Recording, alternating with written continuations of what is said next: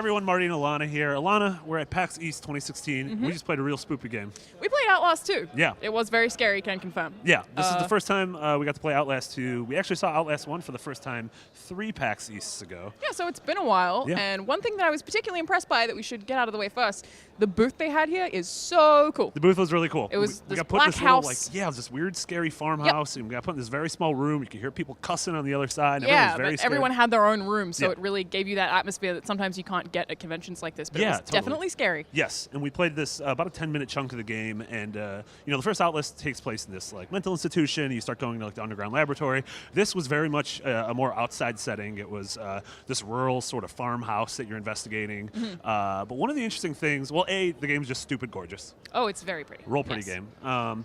But one of the interesting things I think that we liked the most was the fact that it constantly jumped between different types of horror in a really effective way. Yeah, you say it takes place in a farm environment, but it was hard to say that because it seemed like we were just kind of going through dimensions. Yeah. Like that we came upon a well, and I was like, oh, I know this is going to be something in that well. It's going to be terrifying. Looked down into it, ended up in a school, walked through a door, ended up in a different universe. It Yeah. was just kind of all over the place. So I'm really interested to learn more about how that narrative is going to kind of string together. Yeah, I wasn't sure if that was more of a tone piece for hey, this is the kind of scares you'll have Could in have the been for a game. demo, Or yeah. if it's hey, you'll have a Cthulhu rip you down a well, but then there'll also be spooky poltergeists in a school, but then there'll also be a weird Silent Hill dimensional thing. Yeah.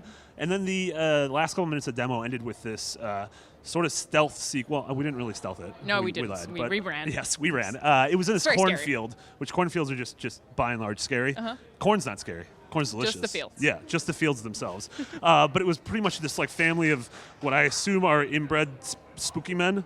Sounds right. They had lots of sticks, and they were trying to poke us, and so we had to hide in the corn. Yeah, and we didn't have any weapon at any point, so it was always running. But we also had a camera to rely upon, which has night vision. So a lot of the time, without using the night vision, you couldn't see. So there were batteries. So you had to kind of decide when to and when not to Yeah. use that. And there were some moments where it was totally integral, and you would have had a lot of trouble without it. So Yeah, some but it really was- interesting mechanics there. But there was also those moments where you turn on the night vision, and all of a sudden it's just real spooky, and something's in front of you and making You a kind of loud want to turn noise. it off for the comfort. So Yeah. I was very impressed by the sound. Actually, the sound Yeah. design was definitely really scary. So. Yeah, definitely. We're going to have a lot more on Outlast 2 leading up to its late 2016 launch on PC, PS4, and Xbox One. We did it. Thank you guys very much.